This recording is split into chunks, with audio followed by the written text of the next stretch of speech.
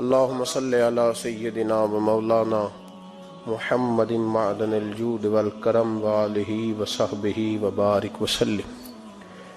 حمد و صلاۃ کے بعد قرآن مجید سورہ نحل آیت نمبر 125 کا کچھ حصہ میں نے تلاوت کیا ہے۔ اللہ تبارک و تعالی نے فرمایا ادعو الی سبیل ربک، لوگوں کو اپنے رب کے رستے کی طرف دعوت دو۔ امت مسلمہ کی ڈیوٹی لگا رہا ہے مالک، لوگوں کو اپنے رب کے رستے کی طرف دعوت دو، پیغام دو۔ کس طرح دو؟ بالحکمہ، حکمت کے ساتھ اللہ کی طرف بلاؤ، والموعظۃ الحسنہ، اور اچھی نصیحت کے ساتھ لوگوں کو اپنے رب کا رستہ دکھاؤ۔ یہ جو واعظ ہے، نصیحت ہے، تقریر ہے، یہ رسم نہیں ہے، یہ ایک مشن ہے۔ واعظ و نصیحت ایک عبادت ہے۔ نبی پاک سید عالم صلی اللہ علیہ وسلم نے فرمایا ہے کہ بعض تقریریں جادو ہوتی، یہ اثر آفرینی ہے، یہ پیغام ہے۔ لوگوں کو مالک کا رستہ دکھانے کے لیے اللہ خود کچھ بندوں کی ڈیوٹی لگاتا ہے، انہیں قوت استدلال اپنے فضل سے عطا فرماتا ہے، ان کے لب و لہجوں میں مٹھاس اپنی رحمت کاملہ سے عطا کرتا ہے، ان کے لفظوں کو مالک اپنے فضل سے تاثیر کا نور عطا فرماتا ہے، اور ان لوگوں کے ذمے یہ کام لگایا جاتا ہے۔ میرے نبی پاک سید عالم صلی اللہ علیہ وسلم خود خطبہ ارشاد فرماتے تھے، اور صحابہ کرام علیہم رضوان فرماتے محبوب کے میٹھے جملوں اور پختہ باتوں کا یہ حال ہوتا تھا کہ حضور جب قیامت کا ذکر کرتے تھے تو لگتا تھا یہاں سے اٹھیں گے تو قیامت آ جائے گی، اور محبوب پاک علیہ الصلوۃ والسلام جب کوئی بات ارشاد فرماتے تھے اور بات کرتے کرتے کبھی حضور لوگوں کو اللہ کے خوف کا اور قیامت کے قائم ہونے کا درس دے رہے ہوتے تھے تو لگتا یہ تھا کہ حضور کا ممبر بھی درد سے رو رہا ہے۔ محبوب پاک صلی اللہ علیہ وسلم واعظ فرماتے، نصیحت کرتے۔ پہلے حضور ایک ستون، ایک تنا تھا، خشک درخت جب ہو جاتا ہے تو جو اس کا حصہ کھڑا رہتا ہے اس کو خشک تنا کہا جاتا ہے، تو وہ صحابہ نے مسجد میں گاڑ دیا تھا تو اللہ کے محبوب اس کے ساتھ ٹیک لگا کے خطبہ دیتے تھے۔ ان خطبوں کو لوگ معمولی سمجھتے ہیں، کہتے ہیں تقریر تو بس ٹھیک ہے، گھنٹہ گزارنا ہے، سننے والے بھی اور سنانے والے بھی، لیکن اس تقریر کی خوبصورتی ملاحظہ کیجئے گا کہ حضور اس سے ٹیک لگا کے کھڑے ہو کے خطبہ دیتے تھے۔ ایک صحابی نے کہا حضور ممبر نہ بنوا دوں، وہ خوبصورت سا ممبر بنوا کے لائے تو صحابہ کہتے ہیں حضور ممبر پہ بیٹھے تو وہ کھجور کا تنا چیخے مار کے رویا، وہ حضور کی اس گفتگو سے اداس ہونے لگا، حضور کی اس ٹیک لگانے سے بے چین اور چیخے مار کے رویا۔ ہمیں سمجھ نہ آتی، یہ کوئی اس طرح روتا ہے جیسے کوئی بچہ ماں سے بچھڑ کے روئے، دائیں بائیں دیکھتے پر کسی کو خبر نہ لگی۔ دلوں کے حال جاننے والے رسول اٹھے اور محبوب پاک قریب گئے، اور جس طرح بچھڑی ہوئی ماں بیٹے کو سینے سے لگاتی ہے، حضور نے تنے کو سینے سے لگایا۔ تو یاد رکھیں یہ تقریر تو ایک رانائی ہے، یہ تو ایک خوبصورتی ہے، یہ تو ایک حسن ہے۔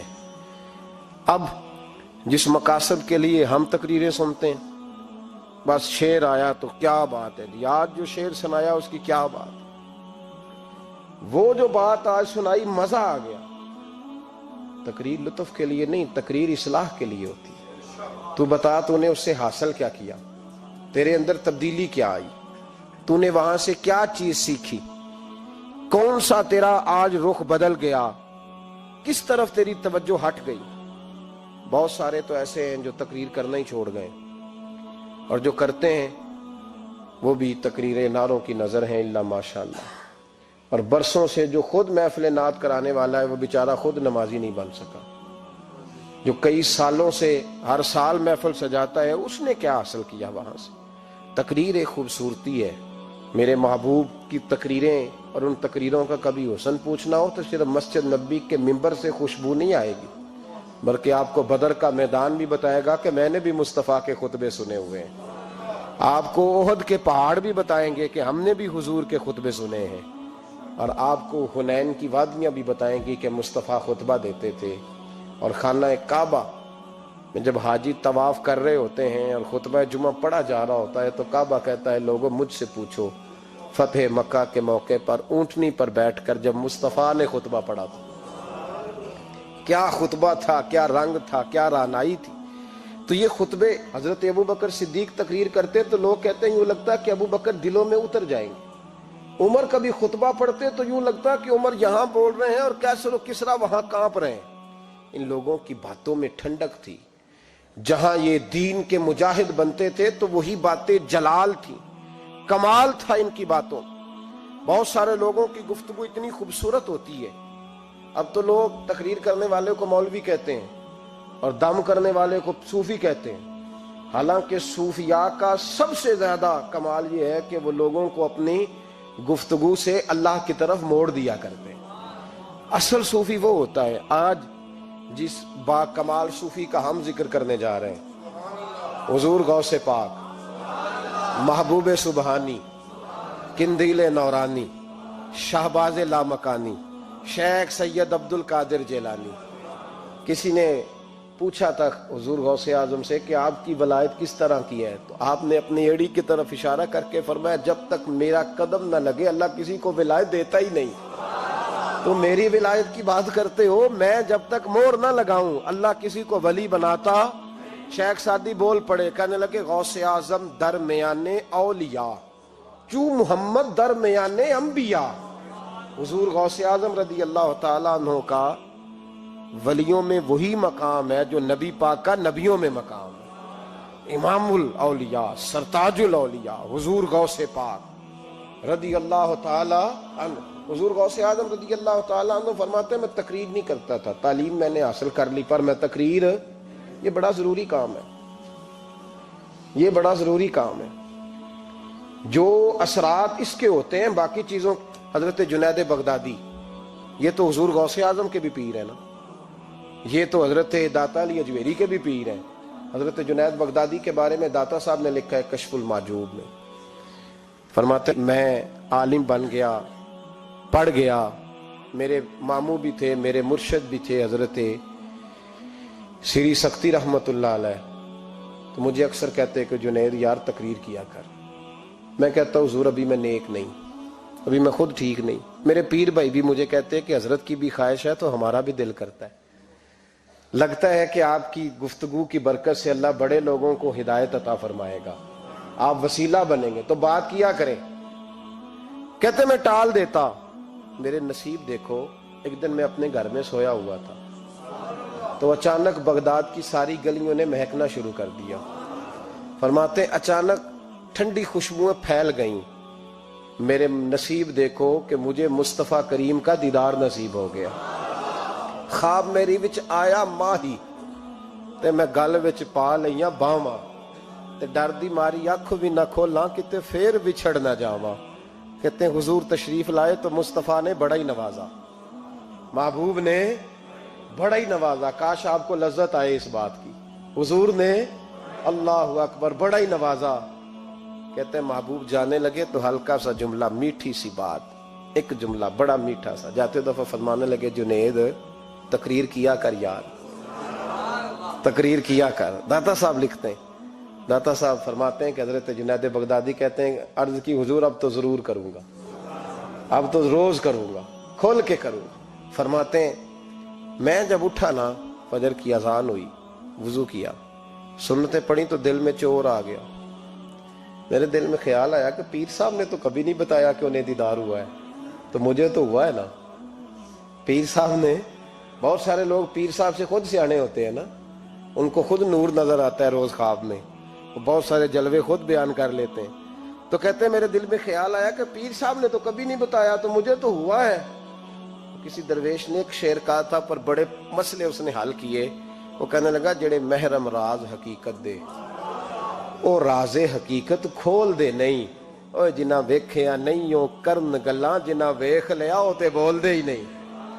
جنہ ویکھ لیا او ان سے بولا جاتا بھی نہیں، بولا جاتا بھی نہیں. تو کہتے ہیں میں سنتے گھر پڑی تو خرامہ خرامہ چلا تو دل میں چور تھا. بانج فقیروں کسے نہیں ماریا، اے ہوئی چور اندر دا. کہتے میں گیا حضرت کے پیچھے نماز پڑھی 7ویں صف میں، تو اندر چور تھا کہ میرا تو درجہ اونچا چلا گیا ہے، لیکن مجھے دیدار ہوا ہے۔ تو کہتے ہیں نماز حضرت نے خود پڑھائی، تو نماز پڑھا کے کہنے لگے جنید آگے آ جا۔ فرماتے ہیں میں 3ری صف میں آ گیا تو کہنے لگے چل یار تھوڑا اور نیڑے آ جا۔ کہتے ہیں میں قریب جا کے نا پہلی صف میں بیٹھا تو کہنے لگے ادھر آ میرے ساتھ بیٹھ۔ کہتے ہیں میں ان کے ساتھ بیٹھ گیا، حضرت کے ساتھ۔ یہ بھی کسی نصیبوں والوں کو نصیب ہے نا۔ کہتے ہیں میں ساتھ بیٹھ گیا مرشد کے، تو شیخ تسبیح رول رہے تھے، ادھر دیکھنا میری طرف، تسبیح پھیر رہے ہیں، اور تسبیح پھیرتے پھیرتے نا اچانک آنکھ اٹھائی اور میری طرف دیکھ کے کہنے لگے اب تقریر کرو گے نا؟ جڑے محرم راز حقیقت دے، اب کرو گے نا تقریر؟ تو میرے اندر تو چور تھا، میں نے کہا جی اب کیا ہوا ہے؟ چور تھا نا کہ مجھے پتا ہے کسی کو پتہ ہی نہیں، اب کیا ہوا ہے؟ تو کہتے ہیں وہ چپ کر گئے۔ چند منٹ کے وقفے کے بعد پھر فرمانے لگے اب کرو گے نا تقریر؟ کہتے ہیں اندر چور بیٹھا تھا، میں نے کہا حضور ہوا کیا ہے بتائیں تو صحیح۔ کہتے ہیں انہوں نے تسبیح چھوڑی، جبہ سمیٹا اور چہرہ میری طرف پھیرا، اور میں نے ان کی آنکھوں میں جو روشنی آج دیکھی پہلے کبھی نہیں دیکھی تھی، لب و لہجے میں جو جلال آج دیکھا وہ کبھی نہیں دیکھا تھا۔ فرماتے ہیں حضرت بولے نظر تو وہ ظالم نظر ہے، اٹھے تو بیڑا ہی پار کر دے، گرے تو خانہ خراب کر دے۔ فرماتے ہیں میں نے حضرت کا جلال دیکھا اور میری طرف دیکھ کے فرمانے لگے جنید کل جو رات گزری ہے مجھے خواب میں اپنے رب کا دیدار ہوا تھا۔ تو مالک نے پوچھا کہ سری کوئی بات بتا، تو میں نے عرض کی مولا ایک کی مرید تیار کیا ہے وہ بھی تقریر نہیں کرتا، کبھی تیرے حبیب کا ادھر کا پھیرا ہو تو ذرا جنید کو اشارہ کر جائے تو چلو میرا بھی کام بن جائے گا، لوگوں کا بھی نفع ہوگا۔ کہتے ہیں حضرت جنید بغدادی کہ میری چیخ نکلی، اللہ اکبر کہا تو میرے کپڑے پھٹ گئے، بغداد کی وہ مسجد ساری رونے لگی۔ کہتے میں قدموں میں گرا اور میں نے کہا محبوبہ مجھے معاف کر دے، مجھے تو آج پتہ چلا ہے کہ میرے اوپر مصطفیٰ بھی کرم فرمائے تو تیری دعاؤں کی برکت سے فرماتے۔ تقریر اتنا ضروری کام ہے کہ محبوب خود فرماتے ہیں جنید تقریر کیا کر بات یار، لوگوں کو فائدہ ہوگا۔ حضور غوث اعظم رضی اللہ تعالیٰ عنہ فرماتے میں تقریر نہیں کرتا تھا، تعلیم مکمل کر لی بات نہیں کرتا تھا، میں کہتا تھا میں کیسے لوگوں کے سامنے واز کروں۔ کہتے ہیں مجھے خواب میں مصطفیٰ کریم کا دیدار نصیب ہوا۔ محبوب نے فرمایا عبد القادر بات کیوں نہیں کرتے؟ میں نے کہا حضور یہ عربی لوگ ہیں، فصیح و بلیغ ہیں، ہر آدمی بات سمجھتا ہے، تو میں کس طرح اتنے مجمع میں بولوں گا؟ بڑا مشکل کام ہے، ہر آدمی کی ذہنی سطح کے مطابق کیسے بات کروں گا؟ کہتے ہیں مصطفیٰ کریم نے فرمایا منہ تو کھولو ذرا۔ کہتے ہیں میں نے منہ کھولا تو حضور نے 7 دفعہ لعاب دہن میرے منہ میں ڈال دیا، فرمایا اب تو بولتے جانا اور میری برکتیں تیری مدد کرتی جائیں گی۔ آپ فرماتے ہیں اگلی شام میں سویا تو مولا علی شیر خدا بھی آ گئے، تو فرمانے لگے عبد القادر منہ کھول نا بیٹا تو میرا بھی ہے۔ کہتے ہیں میں نے منہ کھولا تو حضرت علی نے 6 دفعہ لعاب دہن ڈالا، تو میں نے کہا حضور آپ نے 6 دفعہ ڈالا ہے، تو خواب میں حضرت علی فرماتے ہیں کہتے ہیں بیٹے میں نبی پاک کے برابر تو نہیں نہ ہو سکتا، میں نبی پاک کے برابر، حضور نے 7 دفعہ ڈالا ہے تو 6 دفعہ اس لیے ڈالا کہ میں حضور کے برابر۔ صحابہ تو خواب میں بھی آ کے کہتے ہیں ہم نبی کے برابر نہیں، تو کیسے نبی کے برابر بن گیا؟ وہ تو خواب میں بھی آ کے کہتے ہیں کہ ہم حضور کے برابر، تو زندگی میں دعوے کرتا پھرتا ہے۔ حضور غوث اعظم فرماتے ہیں بس پھر چھوٹی سی مسجد، اور اس میں نے تقریر شروع کی، میں اکیلا ہی چلا تھا جانب منزل مگر، پھر لوگ ملتے ہی گئے، پھر کارواں بنتا گیا۔ فرماتے ہیں چھوٹی سی مسجد، پھر مسجد بڑی ہوئی، پھر مجمع بڑھ گیا۔ فرماتے ہیں پھر جامع مسجد، پھر مجمع وہاں بھی کم پڑ گیا، پھر بغداد کی عیدگاہ وہ بھی بھر گئی تو صحرا میں جا کے خیمے لگ گئے۔ کہتے ہیں تقریر ہوتی تو ہزاروں کا مجمع، ہزاروں کا۔ ملا علی قاری کہتے ہیں غوث اعظم کے اجتماع میں 70 ہزار لوگ شریک ہوتے تھے، ہزاروں علماء کاغذ قلم لے کے بیٹھے ہوتے تھے کہ غوث پاک جو باتیں بیان کریں گے تفسیری نقطے ہم نے نوٹ کرنے، اور حضور غوث اعظم کو اللہ نے یہ کمال دیا تھا، کمال، یہ آپ کی کرامت تھی کہ بغیر سپیکر کے بولتے تھے، جیسی سمجھ پہلے والے کو آتی تھی ویسی آخری والے کو آیا کرتی تھی۔ آج نا کرامت کی بات آتی ہے تو بندے چھپنے لگ جاتے ہیں، کہتے ہیں نہیں یہ نہیں ہو سکتا، بڑا مدافعانہ سا عمل، بڑا شرمندہ سا اللہ بولا ہے دادی وہ غوث پاک ایک دن ایک صاحب کرامت بیان کر رہے تھے تو بڑے جھجک کے حضور غوث اعظم، میں نے کہا تو بیٹھ، مجھے بیان کرنے دے، تو ڈر رہا ہے، کرامت سے ڈر رہا ہے، مجھے بیان کرنے دے، میں بیان کرتا ہوں، مجھے بیان کرنے دے۔ ملا علی قاری علیہ رحمہ نے لکھا ہے، دیگر بہت سارے لوگوں نے لکھا ہے، غوث اعظم خطبہ دے رہے تھے، تقریر کر رہے تھے، اچانک ہاتھ آگے بڑھایا تو یہاں تک ہاتھ بھیگ گیا غوث اعظم۔ ہاں کھول کے دیکھے، کھول کے بات کر رہا، ہاتھ یہاں تک بھیگ گیا۔ مرید کہتے ہیں ہم نے پوچھا حضور پانی بھی کوئی نہیں، ہاتھ بھیگ گیا۔ میں چپ کر کے سبق پڑھو، شاگردوں کو پڑھا رہے، چپ کر کے سبق پڑھو۔ تھوڑی دیر گزری، چند گھنٹے تو ایک قافلہ آ گیا، سارے لوگ پانی میں بھیگے ہوئے، حضور غوث اعظم کے سامنے کھڑے ہوئے، کہا حضور آپ نے بڑی کرم نوازی فرمائی، بڑی کرم نوازی۔ وہ شاگرد کہنے لگے ہوا کیا؟ تو وہ لوگ کہنے لگے کشتی میں بیٹھے تھے تو کشتی ڈوبنے لگی، ہم نے کہا یا شیخ عبد القادر جیلانی، خدا کے فضل سے ہم پر ہے سایہ غوث اعظم کا، ہمیں دونوں جہاں میں ہے سہارا غوث اعظم کا۔ کہتے ہیں حضور غوث اعظم نے وہاں بیٹھے ہاتھ لگایا اور ڈوبتی کشتی کو باہر نکال لیا، اور ڈرنے لگے، کہنے لگے جناب یہ کرامت لوگ نہیں مانیں گے۔ تو میں کہا جنہیں نہیں مننا نہ منے، ان کے کانوں کے نا پیچھے خارش ہوتی ہے جب اس طرح کی ولیوں کی بات بتائی جائے۔ وہ تو حضور غوث اعظم کی بات نہیں مان رہا، پڑھنا سورہ نمل پڑھ۔ حضرت سیدنا سلیمان علیہ السلام اپنے محل میں بیٹھے دربار میں، فرمایا ملکہ بلقیس کا تخت چاہیے۔ تم قرآن نہیں پڑھتے؟ ملکہ بلقیس کا تخت چاہیے۔ تو ایک جن اٹھا، اس نے کہا دربار برخاست ہونے سے پہلے، دربار کے برخاست ہونے سے پہلے، بے شک آپ 5 منٹ میں برخاست کر دے تخت آ جائے گا، ہزاروں میل دور تھا۔ پتہ نہیں کہاں قرآن پڑھتے ہو تم، بنی اسرائیل کے ولیوں کی کرامتیں مانتے ہو، اور نبی پاک کی امت کی باری آئے تو تمہیں خارش ہوتی ہے۔ شرمندہ سا لب و لہجہ، ہمارا لب و لہجہ شرمندہ نہیں، اس لیے کہ ہم تو جیتے اور زندہ ہی ولیوں کے نام کی برکت سے ہیں، ہمارے لب و لہجے میں تمہیں شرمندگی نہیں ملے گی۔ ہم اس طرح بیان نہیں کرتے کہ کوئی کیا کہے گا تو بچ کے جملے۔ حضرت سلیمان سے کہا آپ کا دربار برخاست ہونے سے پہلے، آپ نے فرمایا نہیں بھائی اس سے بھی پہلے چاہیے۔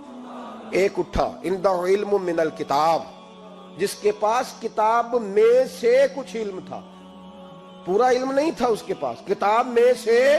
حضرت آصف بن برخیا تو کہنے لگے حضور میں نہ لے آؤں؟ تو میں کب لاؤ گے؟ انہوں نے کہا پلک جھپکنے سے نہ، اگر سارے بولے تو لطف آئے گا، پلک جھپکنے سے پہلے۔ آپ نے فرمایا چل لا کے دکھا۔ پھر آیا کہ نہیں؟ بولے آیا نا۔ حضرت آصف بن برخیا وہاں سے گئے کہ وہیں رہے؟ آیا نا تخت، 80 فٹ اونچا، 80 فٹ چوڑا، 80 فٹ لمبا، اتنا بھاری کہ شاید 50 لوگ نہ اٹھا سکیں۔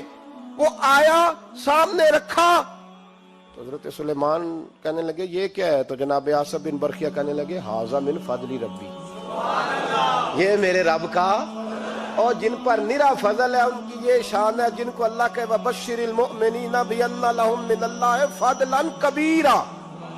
محبوب اپنے غلاموں کو خوشخبری دے دے کہ تیرے غلاموں پر میرا بڑا فضل ہے، فضل نہیں فضل کبیر ہے۔ تو جن پر نرا فضل ہو وہ تو بغیر جائے تخت لے آئے، اور جن پر فضل کبیر ہو وہ ڈوبتے ہوئے مرید کو ہاتھ ڈال کے بچا نہیں سکتے، وہ نہیں بچا سکتے۔ ڈر کے کیوں بات کرتے ہو؟ کھل کے کو، خدا کے فضل سے ہم پر ہے سایہ غوث اعظم کا، ہمیں دونوں جہاں میں ہے سہارا غوث اعظم، اور خدا دے گا منادی حشر میں یہ قادریوں کو۔ اور اس سے مراد ہر حضور غوث اعظم کا نام لینے والا قادری ہے۔ خدا دے گا منادی حشر میں یہ قادریوں کو۔ کہاں ہے قادری؟ کر لے نظارہ غوث اعظم کا۔ کہاں ہے قادری؟ کر لے نظارہ غوث اعظم کا رضی اللہ تعالی عنہ۔ اور جمیل قادری 100 جاں سے ہو قربان مرشد پر۔ یہ اعلی حضرت کے خلیفہ تھے جنہوں نے لکھا ہے، کہتے ہیں جمیل قادری 100 جاں سے ہو قربان مرشد پر، بنایا جس نے مجھ جیسے کو بندہ غوث اعظم کا، بنایا جس نے مجھ جیسے کو بندہ غوث اعظم کا۔